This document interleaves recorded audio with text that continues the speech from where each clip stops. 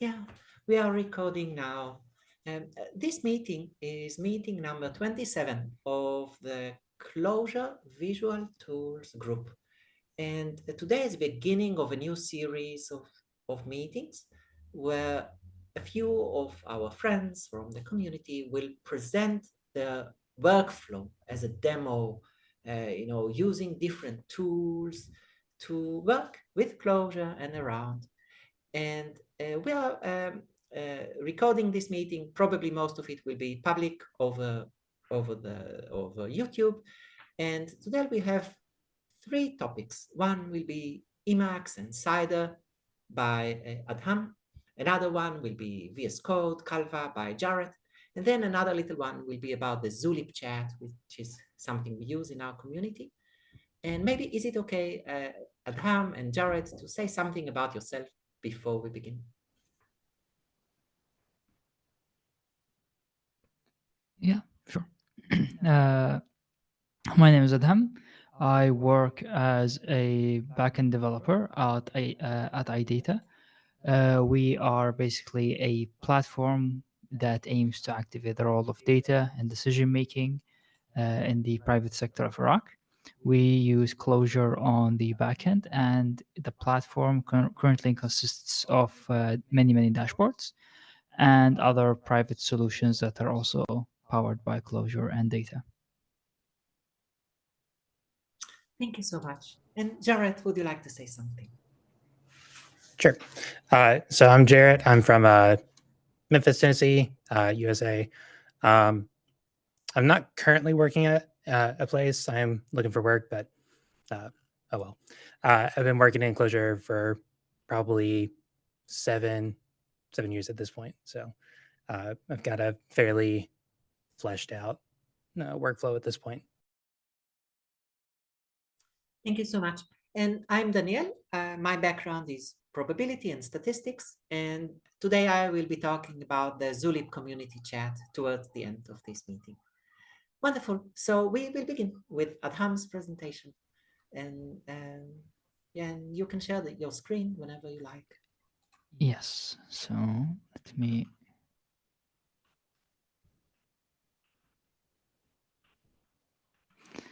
I usually do presentations, but today I'm sort of a let's do it all in Emacs kind of mood. So let me share this. This should be the entire screen. And then this should be my Emacs window. All right, lovely. So is it sharing? Everything clear?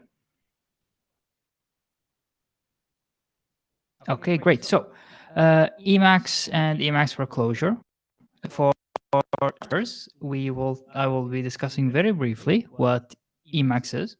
I'll be going on why I chose Emacs and why I chose for Clojure, the general programming tools that Emacs provides, which I use, and then more specifically what I use for Clojure/Lisp.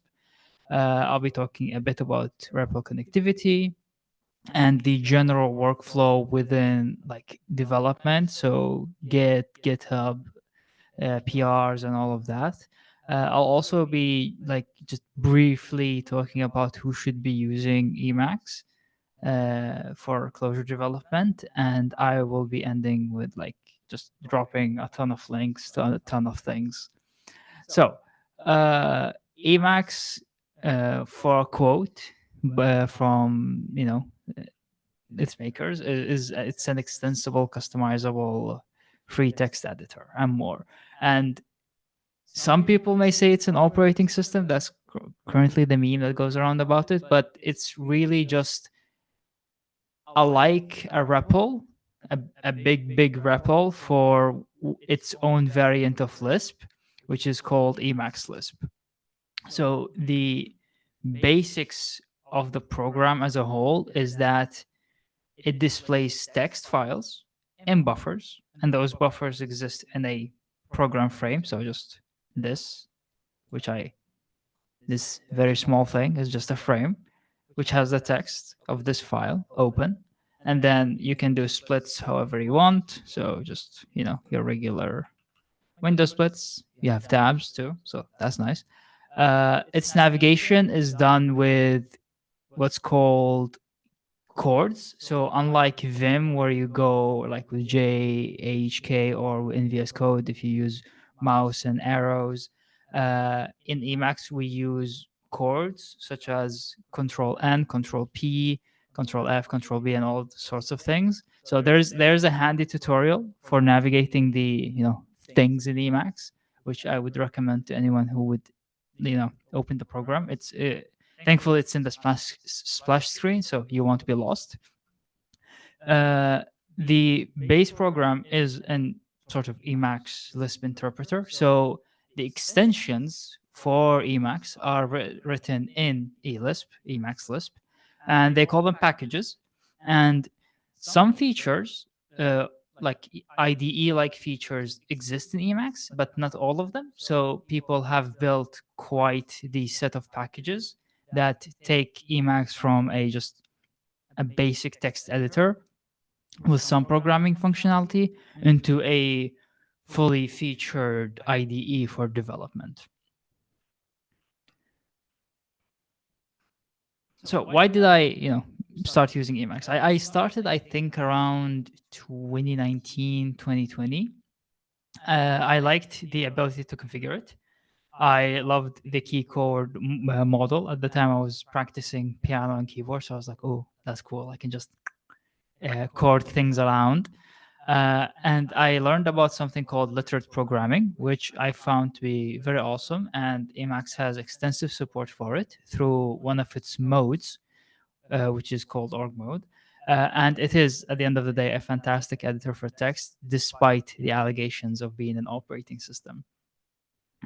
Some things that, sort of anti-features, some people call them, is like, oh, you need to memorize like a billion things to even use the editor. And in recent times, you don't really need to do that because of, it has menus. So, some people disable them by default, which is, not recommended unless you really know what you're doing. Otherwise, just navigate the menus.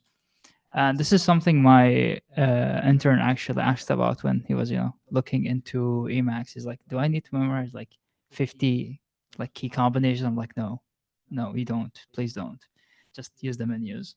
And another thing I like is that it keeps things together. For example, as you're seeing, I have my notes for today open in Emacs, and it has, I referred to it as a mode, which is basically the text file is open with sort of enrichment features. So org mode is like Markdown. It has like hierarchies. So this is like a heading level 2. This is the heading level 1, and other things such as code tangling, which is what enables literate programming in Emacs. So these are sort of the high level features that like brought me into using Emacs, which I used before I got into Clojure. I used to edit R and Python code in Emacs before I went into Clojure. Any questions so far? What is refiling? Sorry? What is refiling?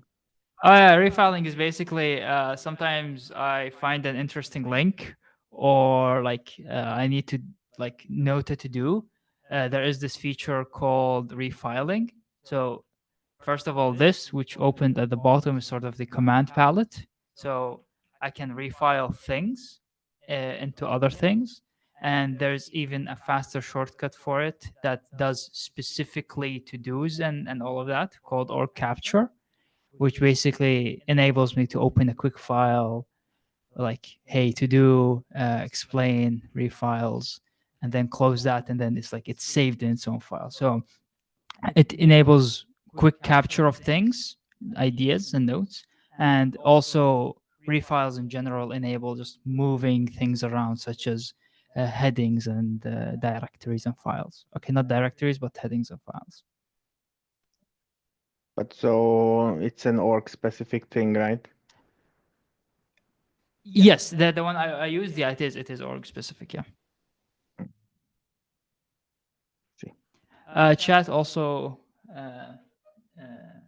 Jericho and Marcus also mentioned there are a lot of documentation bindings because it's So cores, Control H, and then, for example, any of the things on the bottom can be viewed in documentation. So Control HB just shows me all my bindings and all of that. So there's a lot of help that can be brought up at any point of using the editor. So you're never really lost when you want to do something. Like something as basic as I pressed this key combo, it did something. What did it do?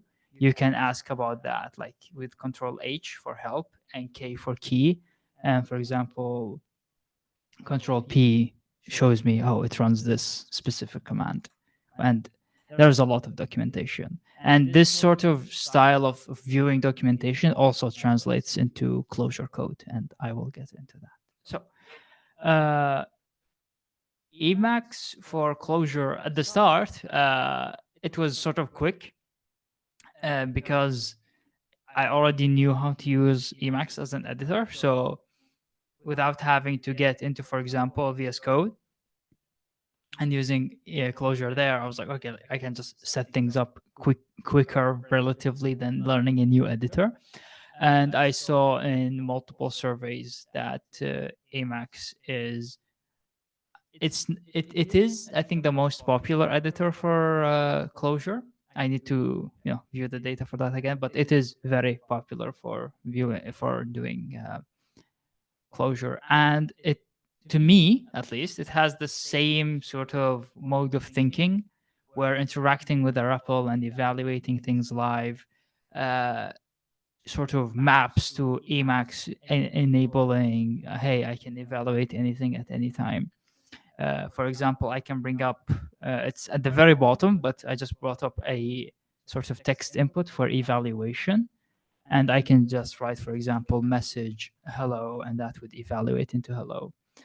And I think even here I can be message hello.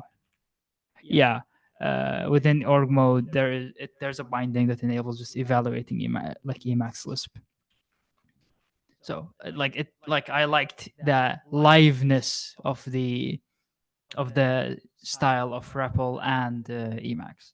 And of course, the ecosystem exists. It's kind of hard to use a language when the ecosystem doesn't exist for your editor. So thankfully, there was. So some general programming tools, project navigation, Git, code completion, and recently like AI integration are sort of very popular, very needed tools for doing programming. So there is a sort of package built into Emacs called Project EL. EL is just Emacs Lisp, which does all your project stuff, and you can access it from the tools menu, project. And let me open another window here. And for example, I can open a file within the current project. A project loosely is just Git directory. And I can, for example, switch to my work project, which is this thing called backend. And when I hit enter, I can either find the file, run a regec over the entire thing, find a specific directory, use the version control included in Emacs, run a shell, or do other things. So for example, if I want to jump into my deps.eden, I can hit F, then deps, and I'll find that, tab to complete, as with other things, and enter to just jump to the file. So it's very, very fast for me to just go into things. For example, there is the binding, control XPF, which finds a file. So I can find, for example, backend on CLJ, and then immediately I'm into my code. There is two ways to do Git. There is VC, which is included with Emacs, and there is what I use, which is called Magit, which is Magical Git, which is basically a very awesome interface for Git commands. And I won't get a lot into this, but it just, like, for example, this is the sort of dashboard for Magit.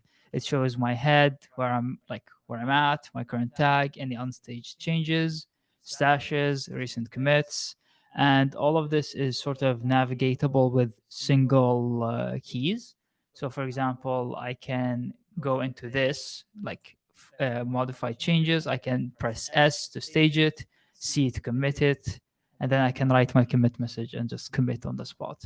So it's very, very fast for doing Git tasks, and there's a lot of things. I pressed the question mark to bring up sort of the available commands for my Git, and it can do a lot. It can do a lot. More than I use it for, honestly. So Git in Emacs with Magit is just magical. It's fast. It makes using Git for development very, very lovely. Code completion. There are two packages to do this. One called company mode, and the other one for LSP, which is just called LSP or Emacs LSP. And these do your, what you would expect from code completion. So if I were to jump to a file here, I haven't actually tested if I can run this. Okay, I can. It gives me some basic completion when I'm not running a REPL, but with a REPL, it integrates with CIDER, which I'll get into, to do, the entire code completion stuff. If that AI. is okay, I'll stop you for a moment. Maybe it makes sense to say something about LSP, the idea of it, if you like, or if you like, yeah. Oh yeah, so an LSP stands for Language Server Protocol. Very briefly, very quickly, it's sort of a server that runs in the background. It's just say scans all your project files and then sort of maps out where all your symbols are. So where your definitions are, where documentation for these definitions are. It enables you to jump to these definitions and all sorts of like development goodies. And the LSP interacts with Emacs through the the specific LSP package. And launching an LSP server is just done with the command palette is brought up with Alt X, and then I can just say, hey, LSP, and then it just connects very fast, very immediate to an LSP server. And it enables a lot of actions. So let me go to actually just a piece of code. So I can move things into lets, I can cycle their privacy, I can extract things into definitions. And of course, depending on the context, there are a lot of things the LSP can do. Even its own help can be brought up for documentation. So yeah, that's like the very brief, very fast idea of an LSP. I would like to also add that it's like a text editor agnostic software, and it is a mainstream thing. So it is very useful nowadays. You can sort of steal this Python or PHP LSP mode from the VS Code and just run it in Emacs. So it can catch up much better with those ones. And also and Emacs has Emacs a built-in LSP client called Eglot. Yeah, it's very new. There are some compatibility issues between Iglot and CIDER. Last time I checked, maybe they got worked out, maybe not. But there is a sort of another one which is also popular, which is just the regular LSP mode, which was there before Iglot got integrated into Emacs. So these are just like a bit too much details. So I kept it to just the generic LSP client. Okay, so AI, as we all know, everyone has to shoehorn some AI, and some people might say, hey, Emacs old, Emacs no AI, Emacs bad. It's not. There is something called Copilot mode. It can do, your code completion, it can everything you expect it to do. I don't use it a lot these days. I use it for a couple of months, but then I found that using LLMs outside Emacs was better for how I like to use LLMs. But should you want to, it exists. There are other packages that enable local LLMs. So if you're hosting your own like Llama or whatever model, you can also use those with the other packages. That's for the AI features. They exist. You can use them. They are, they just work. So that was sort of the general programming tools that everyone looks for whenever they are, doing programming. So finding files, Git, code completion. I see some people in the chat wrote that Magit is a better Git, which is, I do agree. It shows you everything that you can do with Git. My intern was like, I did not know Git can do all of this. I'm like, yeah, I did not know too. And it sort of got me to look into a lot of Git's functionality beyond just adding and committing and stashing. And for the Clojure LSP, like Clojure Lisp, sorry, toolkit, we have CIDER. It stands for Clojure Interactive Development Environment That Rocks. I love that. It extends what Emacs can do by leveraging the Clojure REPL. And it's, to me, it's sort of the bread and butter of Clojure in Emacs. Does everyone here know what a Clojure REPL is? Should I assume that familiarity? Yeah, that's okay for this meeting, I think, in any case. Okay, yeah. So it enables you to connect to your running REPLs wherever they may be. So whether they are local or remote, or if you wanted to like start the REPL and sort of connect to it, it can also do that. I'll get into a more demo-y thing, but I want to sort of talk about these before I do that. The Clojure LSP is a client. I would have a question. What's your understanding of the difference between just the shell and the REPL? Because that's we have a kind of sense for, but I haven't actually found a very good definition which others coming into Clojure would understand easily. Yeah, so I don't really have a lot to I don't have a lot of understanding to comment on that. To me, when I talk about the REPL, it's sort of a live Clojure session that you can talk to with commands. So whatever you see with the command line Clojure, and then it opens a sort of prompt that you can talk to. It's like Python's prompt that you talk to.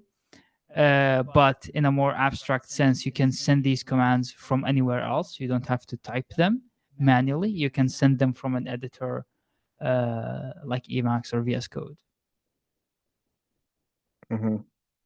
Yeah, does that sort Right. of answer, or? No, I kind of know. I'm just curious how others would define it. I think it is a huge question, which is maybe beyond the scope of this presentation. It would be great to discuss it one day. Thanks. Move on. Yeah. Thanks. Thank you. So the Clojure LSP, here I start putting some links. The website and the GitHub, they do a great job of, showing you all the LSP features, which is, it's your autocomplete, it's your jump to definition, it's your find references, it's your sort of call hierarchy, it's your code lenses, it's a lot of goodies.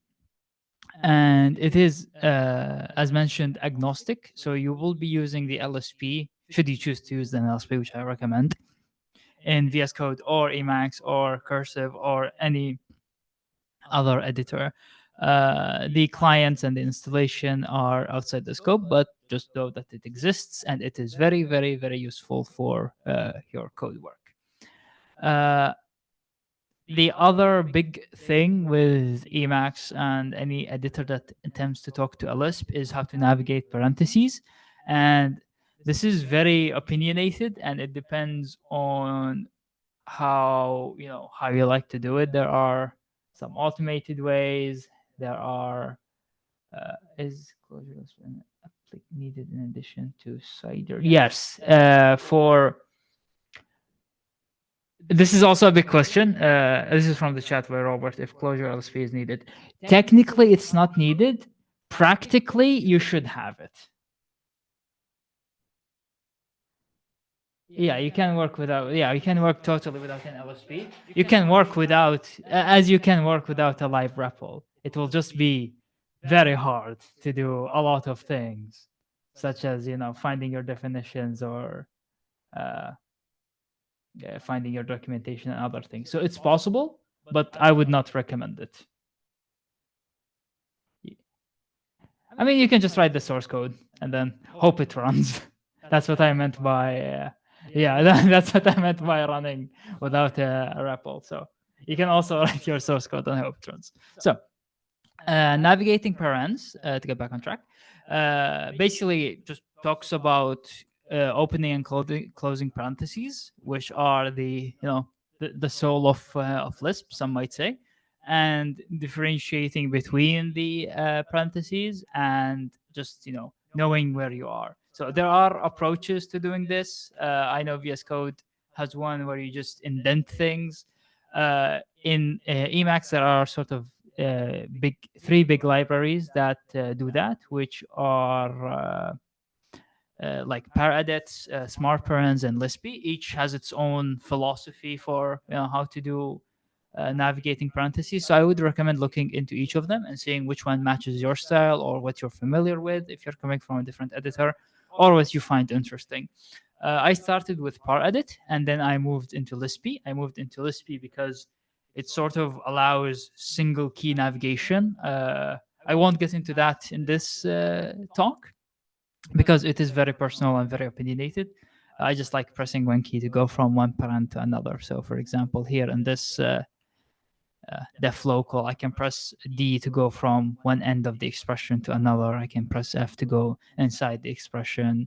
I can press brackets to sort of move in this way, up and down. It just, it's personal. So I do recommend finding the way for navigating parentheses that fits your style of thinking about the code, because it can make or break your experience as far as I've seen. But it's not something to be fretted upon too much. There are a lot of tools to help with that. For example, the coloring of the parentheses is called rainbow delimiters. I'll also link to that package. Emacs itself has like its own utilities to help with parentheses navigation and all sorts of stuff. So it sort of requires reading up on things. And I assume you're catching up on the theme that you need to read up a bit on using Emacs. It's not a thing that you get into immediately unless you have someone like walking you through the thing, which is like, some might consider a con, some might consider a pro, but it is just a fact of using Emacs that there exists a learning curve. The integration with LSP with the Clojure LSP is done with LSP mode. I don't really think about it. It just works. I just call LSP, just connects, as we've seen. CLJ Condo is also a generic tool that is also editor agnostic. It exists on multiple things. LSP mode itself bundles CLJ Condo. And CLJ Condo, for those who don't know it, let me jump to my links. I have it within the core stuff. It is just a static analyzer and linter for Clojure code. It is done by the wonderful Bog Dude, and it helps with a lot of things, such as, hey, you have the wrong number of arguments. Like you have a superfluous do. It does a lot of things. It like unused imports, redefined variables, a lot of goodies that CLJ Condo brings with it. And yeah, that is sort of the big like toolkit for Clojure and Lisp. Any questions so far before I get into a very quick demo about the workflow?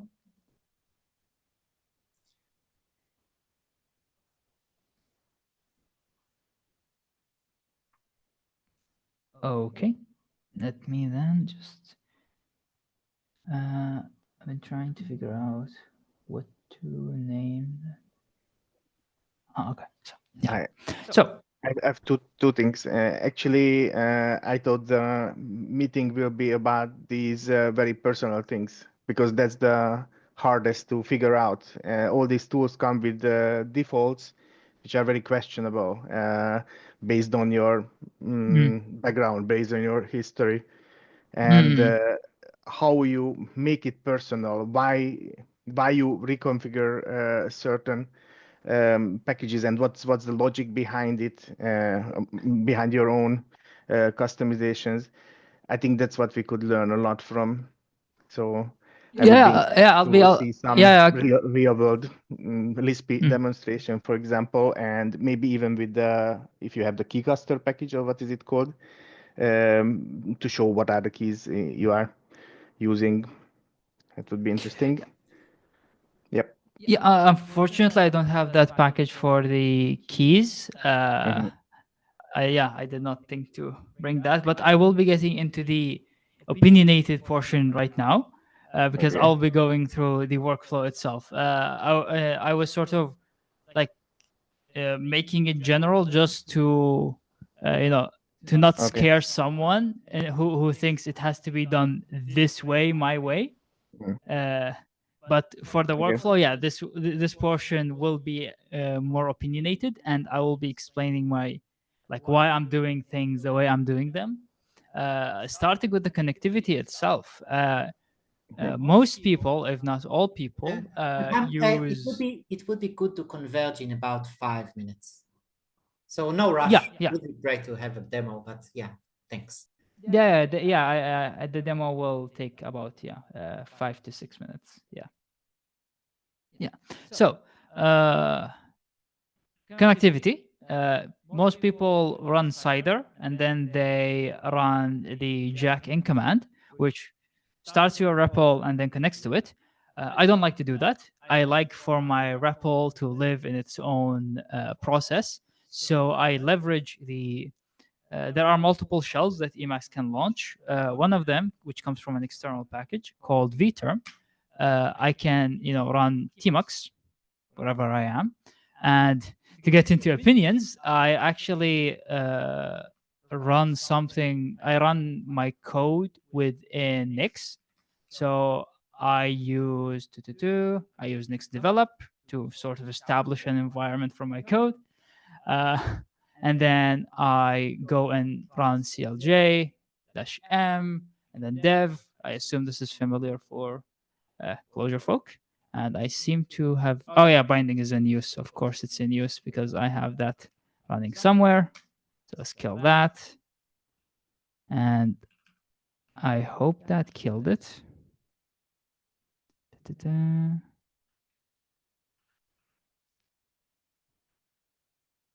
Why am I? Okay, sorry.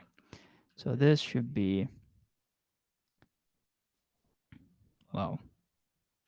That's unexpected. Why is it not killing things? That should be all. If not, I'll just change the port.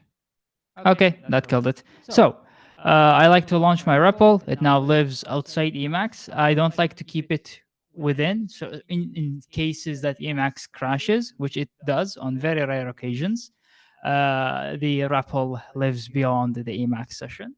So I also use CIDER, and then instead of jack-in, I actually hit the connect CLJ.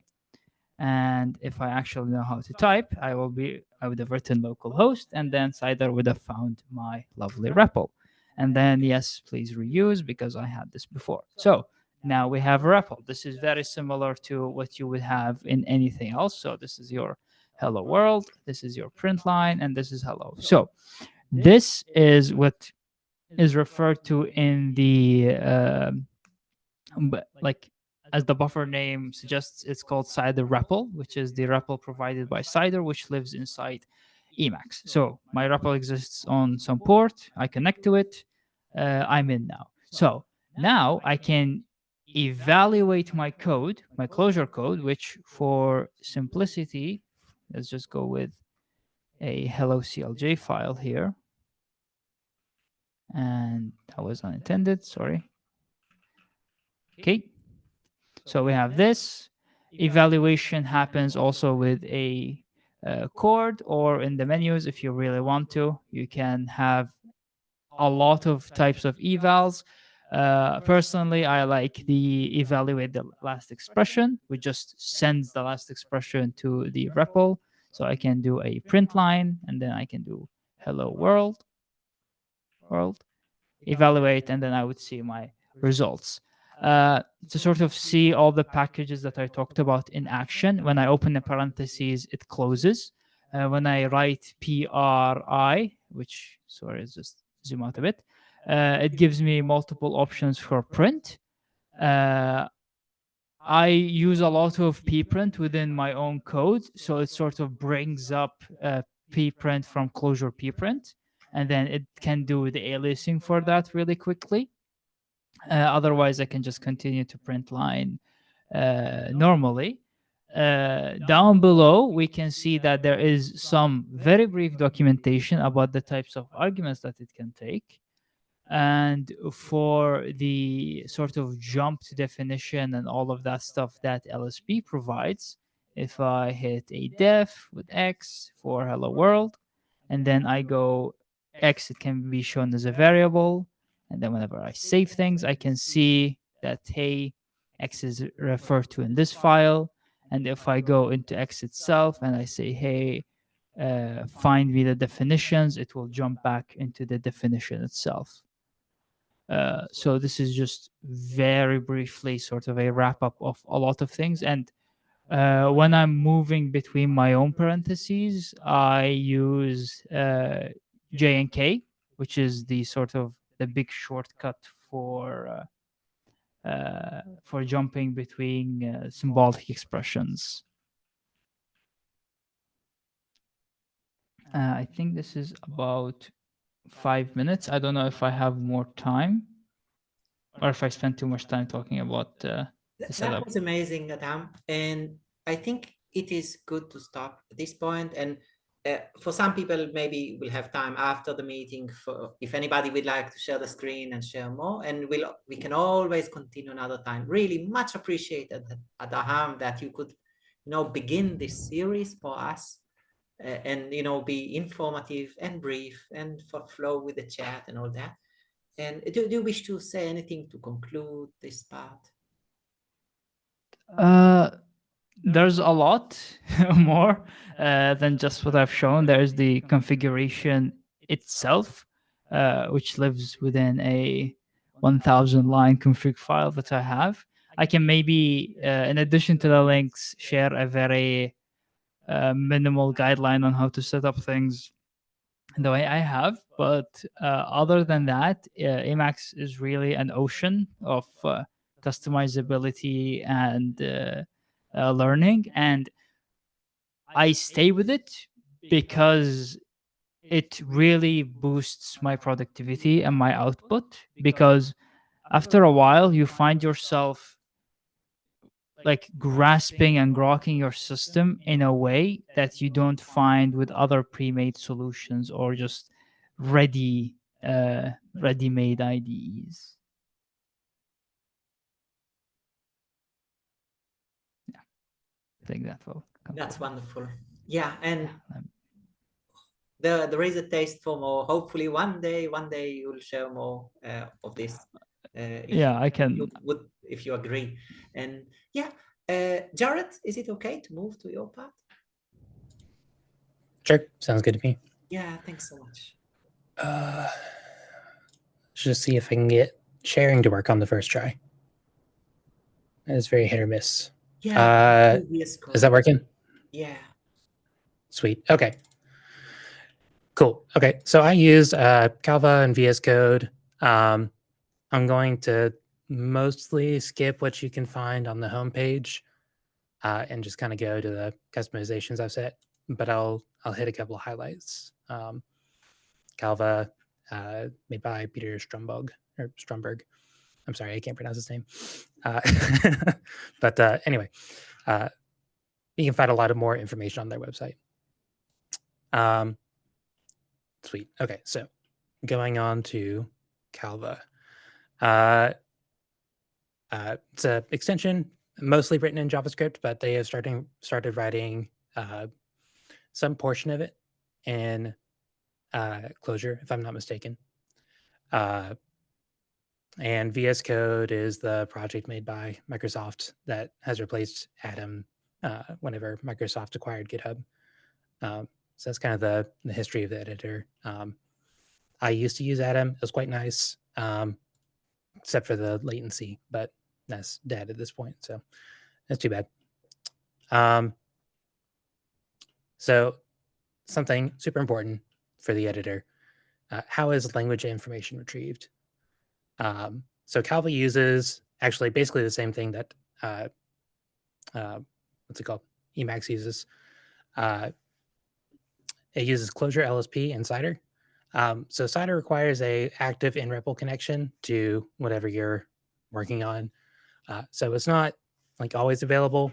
I would recommend strongly that you have it always available, like just always connect to your REPL. But it can do pretty much everything you need day to day with Clojure LSP. So Calva manages its own LSP server, but you can change settings on it. LSP, no. Condo settings. Oh, it's config. There we go. Oh, I guess I don't have a config set in this repo, but you can configure Clojure LSP by setting up a condo config, and that'll change linting behavior for stuff like custom symbols that you don't have defined. So like if you have winlet from Encore, winlet will render funny because LSP doesn't understand that that's a let binding, but you can teach it that through the condo configuration, and that should auto reload for you whenever you're messing with that. LSP also provides some refactoring commands. So I was putting a little demo over here. Let's see, Clojure, LSP.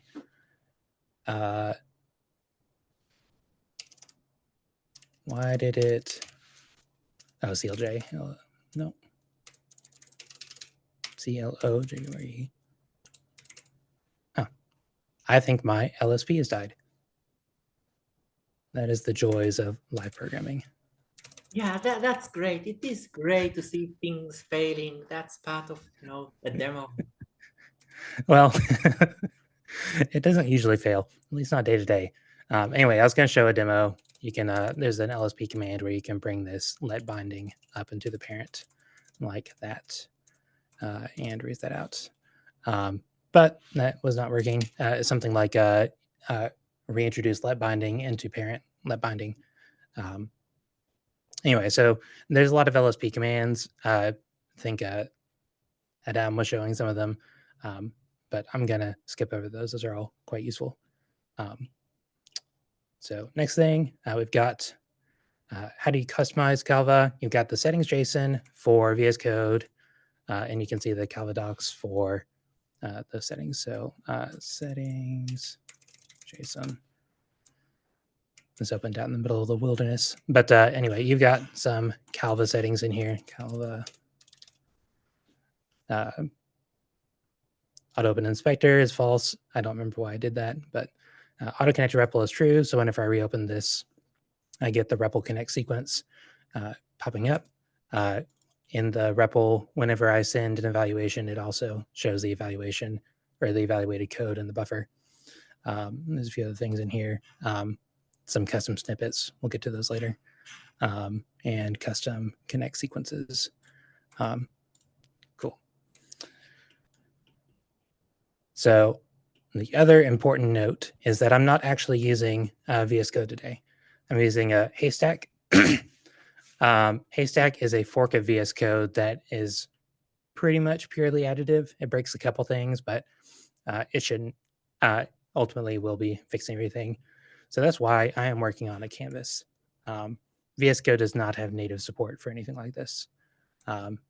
Somebody tried to put it into a plugin at some point. Didn't work out very well. Didn't like it at all. Haystack is just a fork that integrates this from the ground up. Yeah, anything that doesn't look like super standard is probably something that Haystack changed.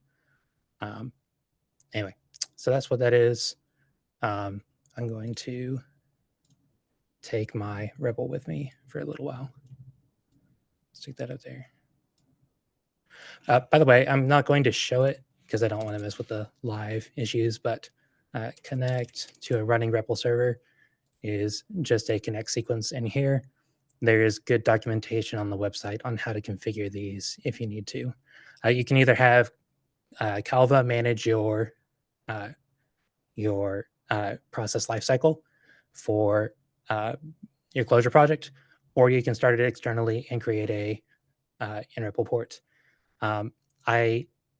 With my setup, I really do need to customize the in-REPL connection quite extensively, so that I can't start it with Calva. But anyway, there we go.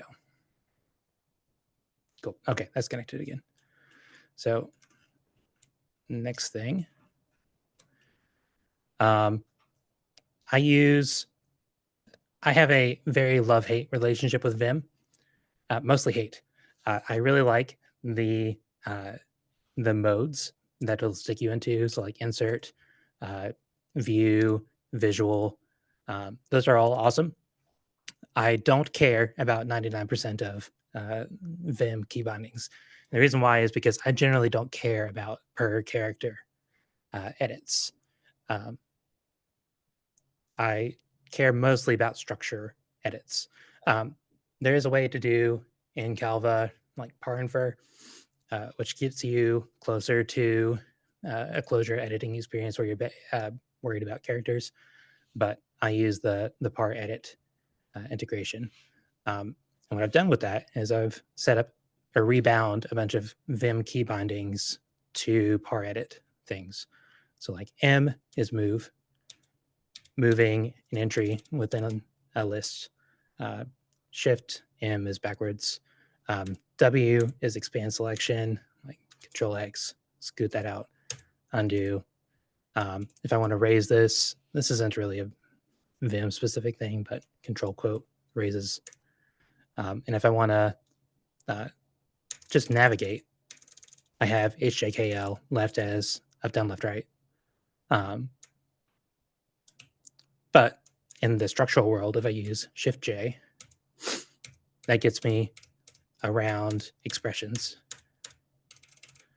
And if I use Shift H, and that's the same as spit, so that Clojure entry or that list is losing its further entries. And if I use Shift L, it sucks them in. So anyway, that's the rough layout of my Vim key bindings. I've also got Z as evaluate, which is quite handy, and Shift Z is tap and evaluate. Those are all over here. There's a bunch of different things that I've set up. T is for like navigation and time. The other thing was because so often you're starting a new sequence in Clojure code, I've just bound a few things to jump you immediately into insert mode. So like putting in a square bracket puts them both in and jumps you into insert mode. Same thing with curlies and with regular brackets. Those are like a sequence of commands that are being rebound. Cool. Okay, so that covers Vim to the extent I want to get through that right now. There's some other helpful editor commands I've set up. These are all like REPL snippets. So I've got Alt Z. Oh, why is that not showing up? Oh, I know why. CLJ. I need a CLJ file to be in context because that is a language scoped key binding. Alt Z pulls up my menu of REPL commands that exist in my project. So I've got a few, starting portal, refreshing with CLJ reload, refreshing and also restarting the server configuration on my project. Portal test, I'm actually going to cover this later, jumping into different REPLs. So I've set up a way to change this REPL output window from Clojure to ClojureScript with these two things. This one will jump you all the way back out to Clojure. This one will jump you into Clojure script, what your first build ID is and your second build ID. I have two different Clojure script builds typically.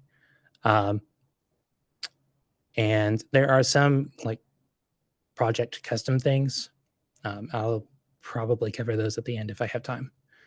Anyway, so that's what those look like. And I can just like select any of those.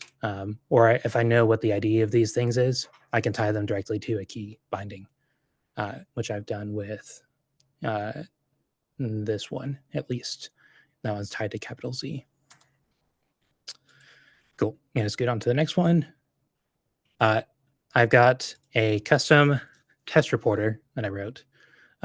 This is combining both Calva and Portal, maybe more Portal. This I think you can pretty easily extend this to any other editor, but I'm going to zoom out just a little bit.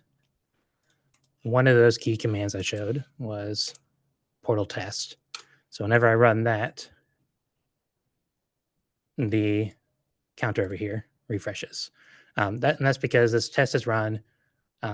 It gave a summary, and then that summary was loaded into here.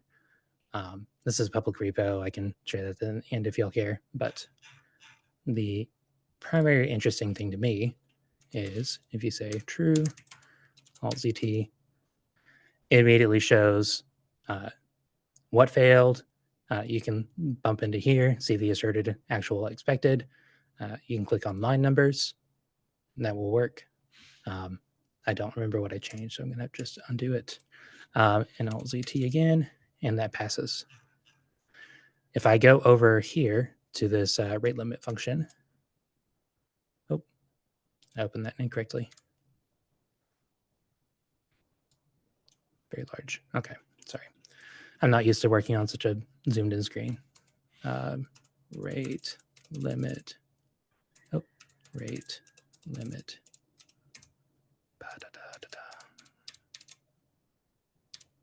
Okay, there's where I was supposed to be.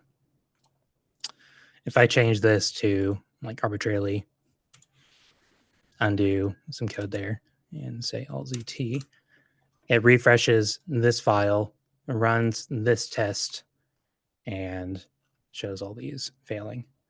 And if I change that back, that should, oh, Alt-ZT.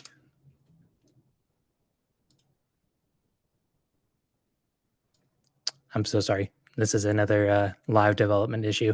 I accidentally reloaded the namespace handling this, and it forgot its handle to this Portal instance.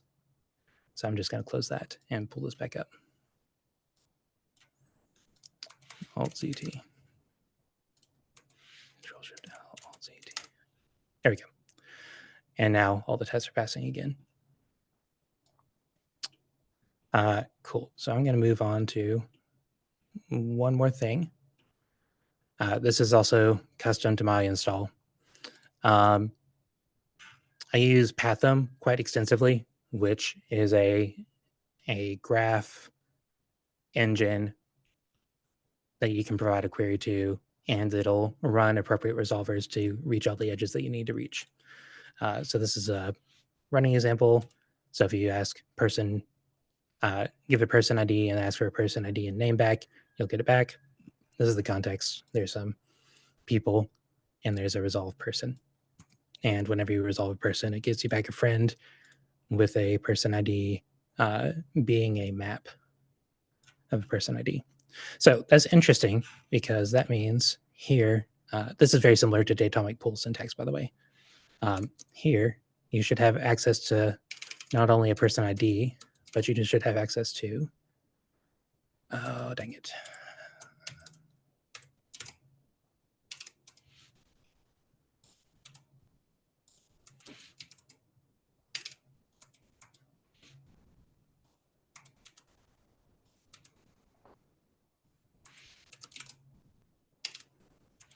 Of course, it's being difficult.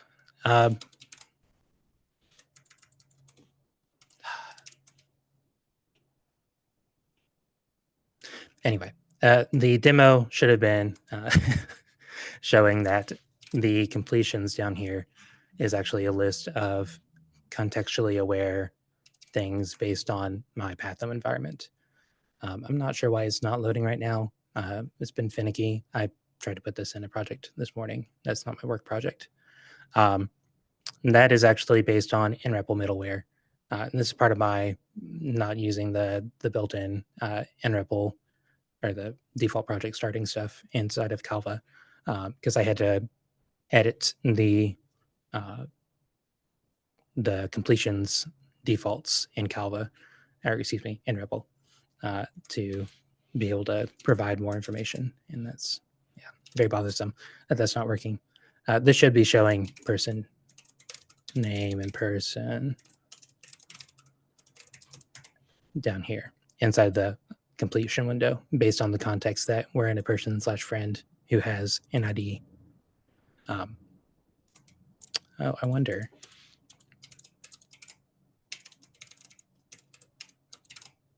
Nope. Okay. Yep, that's just broken. The other thing that I've implemented with that completion engine, and this should work, yeah, okay, is var aware keyword completion for maps. So in the args list of this function, it knows that there's the keys ABC. So whenever you're doing keyword completion here, it should know that you need ABC as completion entries. So if I do A1, it'll also clear out ones that have already entered. So I can do C3 and B1. This also works with multiple arities, if I'm not mistaken. So that should be E, F, G.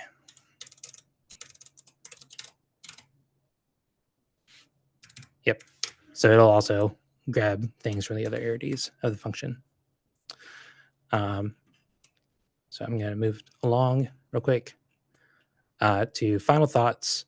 VS Code has a pretty well thought out live share functionality, which makes it quite easy to do collaborative editing. Maybe less so in Clojure because everybody uses their own editor. It'd be harder for your Emacs friend to use your VS Code live share. But it is theoretically possible they can use their own key bindings if they set up such things. I've had quite good success with that. And you can also use this on GitHub if you want. So if I go to a GitHub, what is it? Like Clojure GitHub. And think if I say .dev, yeah, that'll take me to a VS Code instance in the browser for that repository. And this is quite useful for PR reviews, especially if you've set up your VS Code signed in with GitHub, and then your configurations are cloud saved, and it'll pull in all of your highlighting preferences, your key binding preferences, all that sort of stuff. Cool. I think that covers the highlights. Is there anything people would like me to circle back to? Oh, sorry. One thing. Calva also has integration with Joyride. Joyride is but basically the same project. It's another extension of VS Code. It allows you to write Clojure code against the VS Code API with a REPL. So I've not messed with it very much. I don't need anything this interactive, but there are ways to interact with the VS Code API directly with a Clojure REPL. Anyway, I think that covers all my highlights.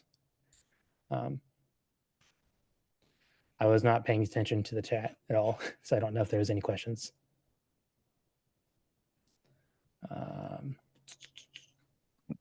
There wasn't anything related to your talk, I think. There wasn't any specific. Oh, the flow storm versus Portal. I'm sorry, say that again. If my mic is working. Oh. A bit quiet.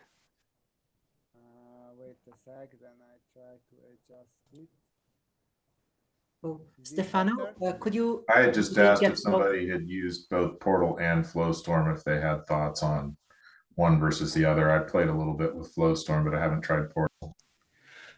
Portal is mostly a tapping thing. So let me pull it up real quick. Actually, should be fairly straightforward. Alt ZP. I'm gonna have to full screen this and move that over. What I use Portal for is primarily just like tapping results. So if I do that,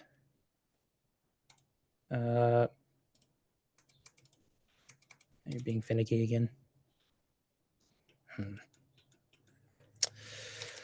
Tap. Yeah. Okay. Okay. Yep. So it'll show you results of taps in another window. Flowstorm, very, very interesting. I like it a lot, but it's mostly, I use it mostly for debugging. Oh, And we probably have should a not have session expanded that. planned about Flowstorm later this month. Yeah, I've liked it a lot for interactive debugging, but I don't have it set up currently on this project to pull that up as well. Thanks. Yeah, this looks a little bit lighter weight, which there's some benefits to that. You can also open it within your editor because most editors support web views. So yeah, that's what I was using for the test reporter down here. This is actually a custom. Oh, go away. This is actually a custom view type in Portal that just renders the results as hiccup. And then uses a couple of custom viewers for these jump to line things. So as so far this is as the same thing. setup, is it just a matter of configuring it to send the taps to your Portal HTTP or wherever you've got it hosted? Yeah. So let me pull that up. I think it's free. It's definitely my settings, JSON. Settings, JSON, somewhere down here.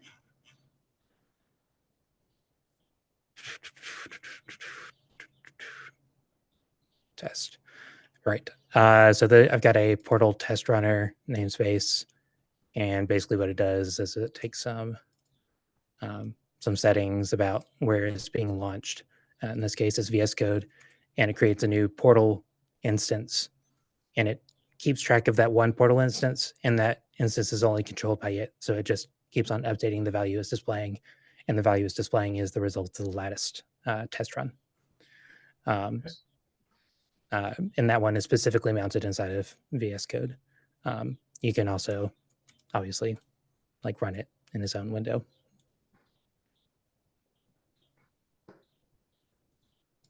There was a question by Stefano. Maybe Stefano, could you try asking again now? Yes, thank you. I hope it's better now. Better, yes, thanks. The question would be like, I'm a heavy user of Cursive IntelliJ, and I'm curious like code navigation and refactoring, how it compares. So could you show something like find usages of a function and maybe, I don't know, refactor a small internal part of a function into a top level function and stuff like that? Thank you. Yeah. So I think there should be what you're looking for. This guy showing other references to this function. Is that what you're asking basically? Yes, thank you. Yep. I jump around quite a bit with using B. So that's jump to the function. That's the other direction, going to the referent. I don't know if it will allow me to extract something to a top level function because my Clojure, oh, it is working. Where do I extract a new function? Yep. Okay. There you go. And that's that. And then I also use Shift F6 for rename. So new fun. Cool. Okay.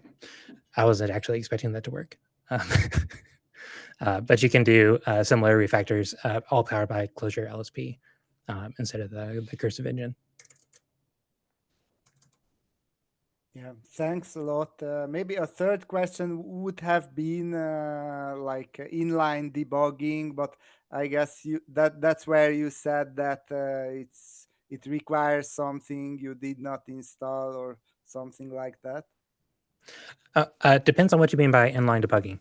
Like when you are stepping through and inspecting variables, like the traditional debugging from other languages. Yes, I think you would probably want to look into Flowstorm for that. But yeah, I don't have that set up on this project at the moment. It's finicky on Linux at the best of times. Thank you.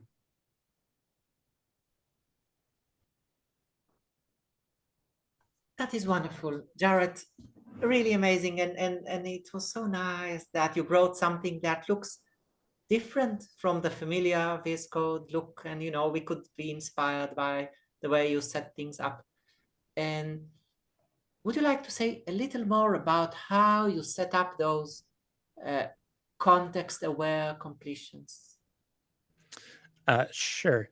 So that looks like, I'm going to get rid of this for a second. It's a little bit funky. Jarret completions. No, I did not. Oh, that explains part of my confusion this morning. I opened the wrong folder. One moment. I'm sorry. Add folder to workspace. Jarret. Home. Code. Personal. Personal. I have a name, or I have a directory that is included in all of my projects whenever running locally, called Personal DevTools, and it has REPL specific commands, and it also has a namespace which generalizes a bunch of commands that I care about that happen in a lot of different repositories that I work on, but are different in each one. So the primary example of that is reloading the whatever state management library you are using. I use Integrant usually, but there is a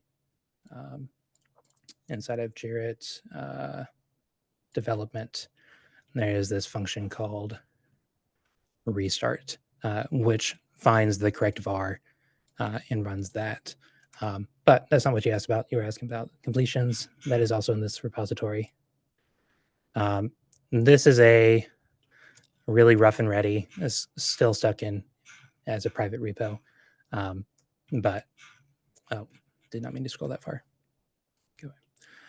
This is a really rough and ready re-implementation of the Clojure and REPL completion set.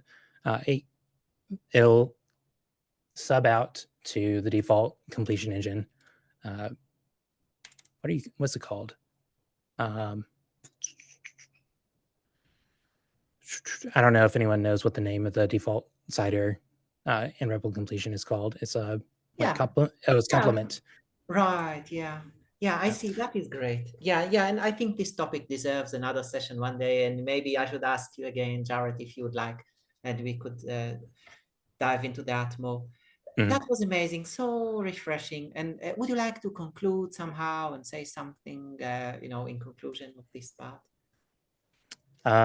Sure. Yeah, I'm always interested in talking about editors. I've got lots and lots of ideas. One of them is potentially just start over with a different editor at some point with using electric Clojure as the basis. But aside from that, yeah, feel free to hit me up in Clojurians. That is great. Yeah. Great. So I think we will move on for a very brief presentation about the Zulip chat. And by the way, everybody is so helpful in the Zoom chat today, and that's great. And thanks everybody for helping each other, and that's a great discussion. I think we will copy this discussion, if that is okay, and share it in the Zulip chat where we kind of collect our knowledge these days. And I will share the screen really briefly, and we'll look into the Zulip chat, which is the last topic of today. So I think you see my browser now. And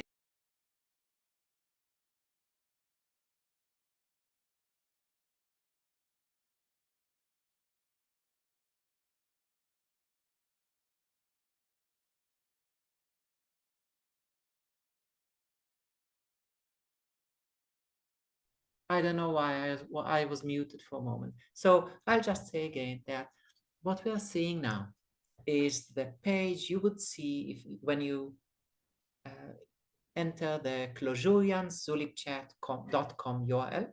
So that's how it looks. That is one of the chat platforms of the Clojure community. Zulip is an open source chat solution, and it is kind of supportive of open source communities, and that is why we're getting this space for free.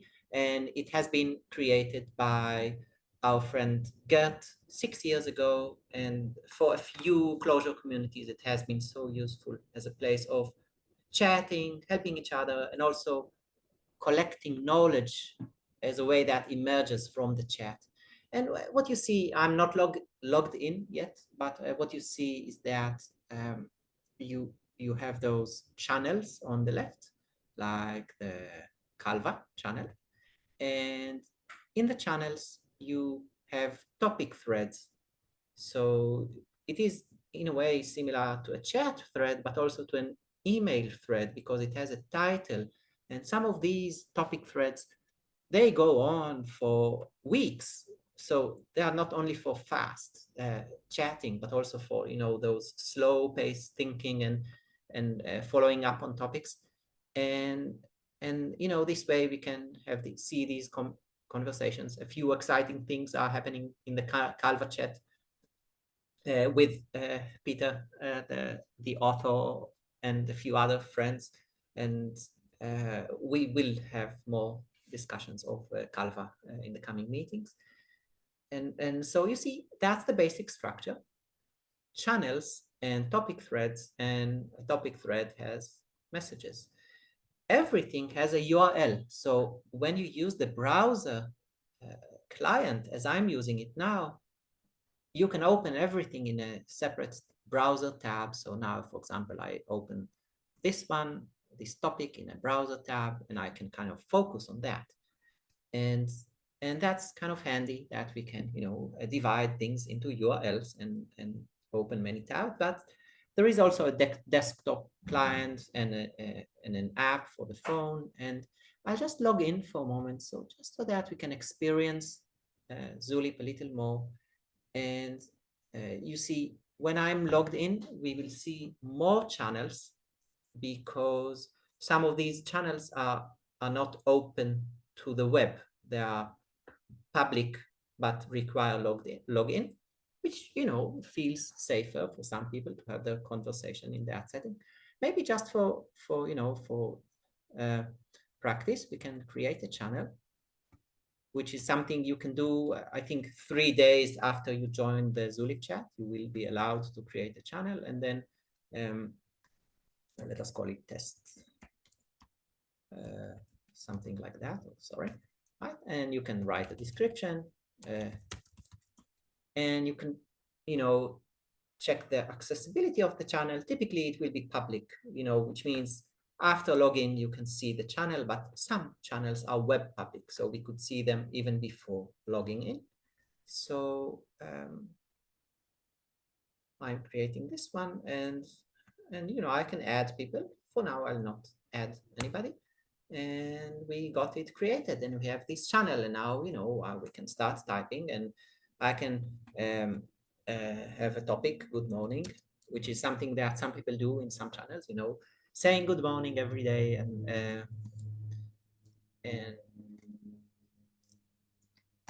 then I got a new topic thread at this test channel, and now we have 2 topic threads in the same channel.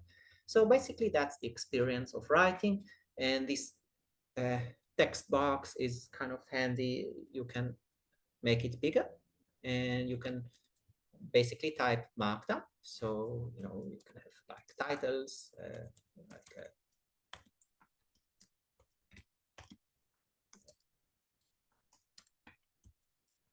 and you can see how it is rendered as markdown, and you can type code, and by default these code blocks will be Clojure. So when I do this and I look for the preview, then, you know, it is rendered and colored as Clojure code. And we can enter the time. So when sorry, I'll just zoom out a little bit. So when we enter the time, then it shows in your time zone. So when I send this message, everybody will see that in the time zone, which is kind of handy. I can create a video call, which is by default, it uses Jitsi, this video call platform, and so on. And this way we can communicate with code highlighting and markdown and everything we may like. And you have this recent conversations view where you can have an overview of things which have been happening, and you can choose how to look into that. You know, do you like to see all topics or only topics you follow? There are a few levels you can follow. And I'm mostly kind of trying to travel around, and maybe just because we have a few more moments, maybe in a moment somebody will like to comment and add something about, you know, their practices, what they like and don't like about Zulip chat. One thing which is worth knowing about is the events channel, where you see there are topic threads for many Clojure events. These are mostly generated automatically through an API that Gert has created for us. And this is part of the Clojure events calendar feed project, which is something worth knowing about. You can add these calendar feed to your calendar, and you can also use the web view. Where is the view? Oh, that's actually, I think there is a Clojure calendar feed. Yeah, this is a newer conversation on the same topic by Gert, and you see there is now a viewer for the calendar feed. So this way you can follow on Clojure events like this very event we're at, but also a few coming ones. And at the Cycloj group, we are planning to share more of our events publicly in the coming weeks. So a few interesting things are coming, and I think it would be interesting to follow this space. And yeah, we could discuss more of our practices and why, you know, in a way, the Zulip chat is not only a chat, but as a way to organize knowledge in a way that emerges from our chat, just because things are kind of sensible and organized in a certain balance between quick chat and slower conversations with all the structure which might be needed for that. It is worth the learning curve, which it might take a day or two to get used to it, but it is useful as far as I know from my experience. And I think if anybody wishes to ask anything or comment about anything or tell me, you know, to do anything, to explore anything about Zulip, we have a few minutes before we end the official time of this call. And I know there are a few Zulip users in the chat, so maybe somebody would like to say something that seems important to mention about the chat. And maybe the Slack bridge, how it's archiving. Yeah. Oh yeah, that is great. So you see, there is a special channel called Slack Archive, where we have topic threads for our Slack channels. Of course, the famous Clojure Norway, which is so active, is here, but many other channels that were decided to be mirrored to the Zulip chat. So you have the whole history of all channels where there was a decision by the channel people to mirror the conversation to Zulip chat. And for a few of the channels now, there is a new system where, you know, they are also kind of collected under a specific channel. So if I go to the Zulip channel of Calva, we can also see the Slack archive here. And, you know, the Calva maintainer, Peter Stromberg, is available here at Zulip, but some people still keep, you know, using the Slack. So it is valuable to have this archive of those conversations as well. And yeah, So this view is the same as the messages we see under the main Slack archive channel, or it's like yes, read twice and put in different places. as far as I know, let us just make sure. I'm going to the bottom. So yes, right, exactly. So at least for some specific Slack channels, they are collected more than once. And all of this is just a system created by Gert, and it is something that can be extended. And I think Gert will be happy for contributions and extending the way we collect information in the Zulip chat. And yeah. And this is one-way bridge, right? So you cannot send Slack messages from Zulip back to Slack. As far as I know, nobody has created a Slack extension for that. So we don't do that. I don't know of anything like that. And yeah. There's some things in the matrix communication protocol that has like the concept of bridges. So there's, for example, bridges to Discord or Slack, and you can bring them to the matrix rooms. And also the Mattermost is also alternative to Slack. It has sort of this native Matter Bridge project, which does something like that, if I got right. But yeah, those are some things that might give some clues if that is something interesting to try to set up. Oh, thank you. Yeah, and yeah, I think we are now around the official time, so maybe it is a good place to stop, even though there is more to discuss. And to conclude this first meeting, and it is a beginning of a series. And Adham and Jarret, I hope you will tell more of your workflows, which were just so inspiring.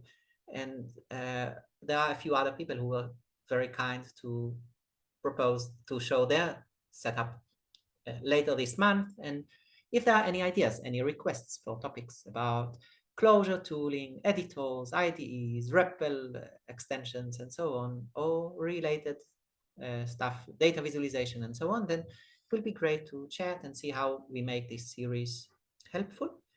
And before we stop the recording, maybe somebody wishes to say something, Jarret or Adham or anybody else.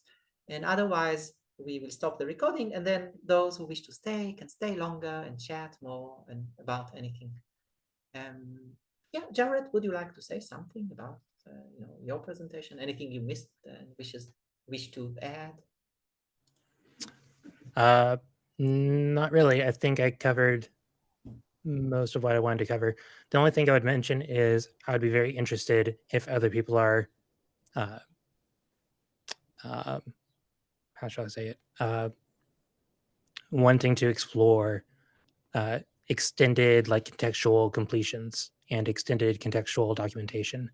One thing I didn't show because I did not have it working before the presentation was Calva provides you a way to use nREPL to show hover details. So I, in the past, had a project where all keywords were in a common space, and I created a function that documented a keyword, showing its relation to other keywords, any like user documentation. So whenever you hovered over that symbol or invoked documentation, it would show a little window with all that information compiled. So stuff like that is very, very interesting to me. If anyone would like to experiment with that, let me know. That is great. Yeah. I had a question. When you were opening the VS Code inside the browser, you were mentioning that all your key bindings and other configuration is imported from somewhere. It was a bit unclear. Where is it coming from, and whether your haystack configuration is compatible with the stock VS Code config hosted by they you? are, yeah, they're definitely compatible. It's the same. It's not the same file. So you can use them side by side, but they are in the same format and they are compatible. So I just pulled over my VS Code config file into some like home folder, haystack config JS or JSON. I don't know if what you meant by where the key binding configs are. Are you asking where the like settings file is, or sorry, I'll let you go. You were showing in the browser that you can open up a branch or thing. You said something about forking, and then Yes. that configuration. Yeah, where is it coming yeah. from? Yeah, for GitHub, you can open up a project in VS Code on the web by changing it from github.com to github.dev. That is just going to be regular VS Code. There is a since Haystack is a fork, they have to go through all the infrastructure to set up that themselves. They're not done with that yet. I guess just check with their project whenever they're ready for that. They've got a Discord. I'm in there quite frequently talking with them about stuff. So anyway, that's what that is. Got it. So much. Maybe Adham would like to say something more about anything, something that was missed in the Emacs part. Honestly, I it's not as much. It's not missed as much as there is more. Like I could have gone into the configuration itself happens, more onto like project navigation. There is like this whole there's a lot in LSP, like the testing stuff, the call hierarchy, how you can there is even if you write your doc strings in a certain style, like Markdown, you can see the highlighting in Emacs. There is a lot to be done, like a lot to be showed, and I do want to be like more personal in how I show them while still offering options. So I'm definitely looking forward to more sessions like this, but like dives. I would add to that. Specific. You showed a little preview of GPT-EL in your session, and that seems like that would be really awesome to be able to work with that right there inside of your Emacs. If you've got that in your workflow and you'd be willing to share, I'd love to see that. I'm actually, I recently, so first of all, I was using Copilot with the, the GitHub Copilot login and all of that, and then it just works. GPTL was mentioned in the chat. I did use it briefly before with some, what's it called? The ChatGPT API token stuff. Recently, however, I moved to Claude, so I'm looking into integrating Claude with Emacs in a chat fashion. So yeah, maybe that's like very interesting to see. And if I ever get my local LM setup back up, that would also be something to share. I have another question to both of the presenters. Are you working in teams usually when you are doing Clojure programming? Do you do any kind of pair programming, or is it purely asynchronous, like you write code in your own environment, push it up, and then others run in a different environment? So for the better part of a year, it was just me working on the back end. We are a very small team, so I was the only Clojure dev, and then we got a new person who is learning Clojure, and they sort of just picked up my entire setup because they really bought into Emacs, so they. He's working on it, and we are doing pair programming, and it is easy. It's easy because we're both using Emacs. So when I tell him to use certain bindings, he kind of just does that. There are some differences in our flow and in how we use Emacs, but at the end of the day, when we are communicating, it's a bit higher level than just the bindings themselves. I'm like, oh, evaluate this, or move this expression before that, and commit this and stash that. So it has not yet negatively affected how I do pair programming.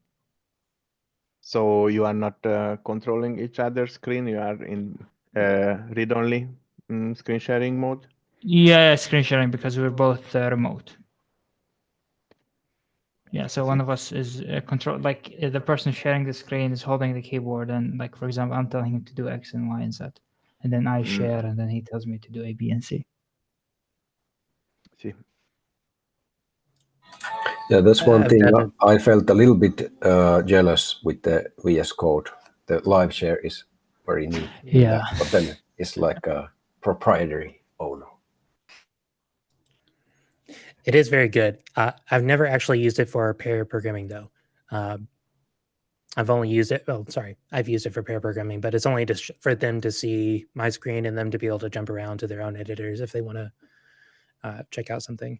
I've never actually used it so that they're editing files on my computer at the same time. That seems a little bit chaotic. Yeah, it can even be used on a server, so it's pretty neat and easy to set up in that way. Editing live PHP server templates and stuff like that. Yeah. In my experience, the most fluid workflow for pairing, remote pairing, is if you can standardize the editing environment for the team. And in that case, you just use full screen sharing because that's agnostic to what the editor is. And you can easily switch over to a browser also. You don't have to worry about the various port forwarding. I know VS Code and IntelliJ does all these things, but there are so many constraints around it, and you are not synchronized. So how I see pair programming is it's very similar to dancing with somebody. And then if you are not in sync, you step on each other's toes, and then you are just not happy. And if you are not happy, then you can't think very clearly, and that's a source of tension, and then the whole pairing just falls apart. So don't be jealous about these tools because they are overly complicated, full of quirks, and you got a lot better solution with just full screen sharing. Of course, you need proper bandwidth, and you probably should be on the same OS on both sides. So there is a lot of compromises you have to make or like curtail freedoms, but that's like a standard thing in any other profession, right? The different doctors are not using different knives. The hospital is sourcing the same kind of scalpel and forceps for every doctor. So why we are not doing this in IT? Just because we can do freedom? So it's a bit of a tension I see in many teams, like really degrades the efficiency. And the reason I'm saying it because I experienced what is it like to be on a 6-person team where we are rotating who pairs with who every day practically, or maybe within the day or every second day on macOS, on IntelliJ, same key bindings. And it was hyper fluid, and anyone could just go on holiday. The whole team output didn't feel it, stuff like that, and no issue with the remote pairing either. Yeah, add to that if you're working with as the only coder with a designer or something like that, and then you have templates and things like that. Yeah, those are some experiences, but it's a little bit of a different type of work. What we'll do now is finish the recorded part in a moment, unless there is any other very brief comment before we stop recording, and then everybody is invited to stay and chat further. Did you wish to say anything, Tomas? Sorry for stopping you. Oh. The who? I think you were going to say something, Tomas. Yeah, pop.com and tuple.app. Those are the most recommended screen sharing apps which allow controlling of the remote side also. And they are not perfect, unfortunately. Some days one is better, other days other one is better. Tuple pulled their Linux support. POP is electron-based still at its heart. So that's the state of the art now. That's all I want to have it on record. Yeah, thank you. That's great. Yeah, so yeah, we will continue in a moment as much as anybody can stay longer. I'll just say goodbye to our listeners. And oh, somebody was wanted to say something? No? No. Sorry, I was just waving goodbye. Oh, yeah. Goodbye to our listeners. And we will have very soon, oh, yeah, Jarret had to go. Yeah, so very soon we'll have another meeting with Portal and Snitch and CLJ Reload and Cursive on IntelliJ and NeoVim with Conjure and a little bit of Portal and PyInfer. And then another meeting with Flowstorm and Clay and Kindly and the new Pulsar editor. So all these are coming in a couple of meetings. And there is another series of meetings we are beginning very soon.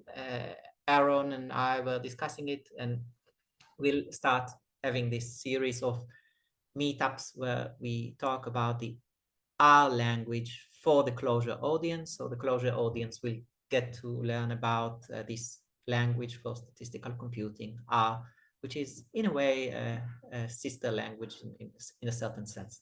So that's another series, and you and our listeners can follow the Clojure calendar feed for the coming meetups on that. And with this, we will end the recording and wish a good year for everybody, and let us keep chatting.